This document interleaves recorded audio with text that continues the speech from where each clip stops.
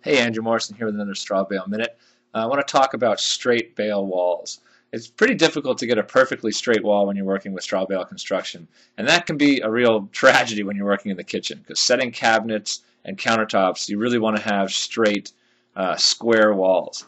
So in the kitchen, a lot of times I'll do a couple of things. One is to, especially where the sink is, where the plumbing is, I'll actually frame out a faux wall right there. So it's the thickness of the bale walls, but it's actually a framed wall with insulation within the wall.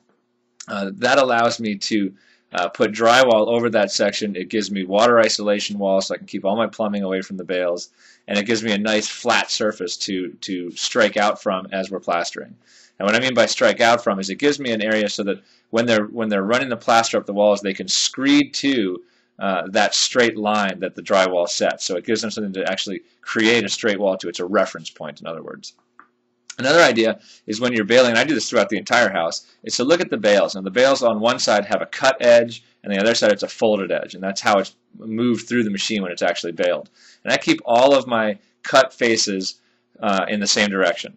Typically I'll bring those to the inside because they tend to represent a flatter surface when it's all said and done.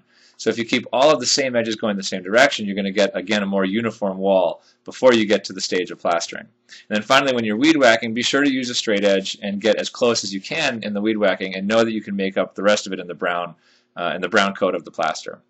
It's a lot of steps that go into getting a straight wall, and in most places throughout the home, it's not that crucial. In fact, I like to leave a little bit of undulation in the walls to give it that natural feel. But when I'm dealing with kitchens where I know I'm going to have cabinets, wood cabinets, which are hard, you can't adjust them in terms of letting them flow with an undulating wall. You need to have something that's going to allow them to go in there at a right angle, be set properly, let the countertop set properly to the wall, and the plaster finished nicely to that. So it's important to really pay attention to those details in the kitchen especially. Talk to you next week.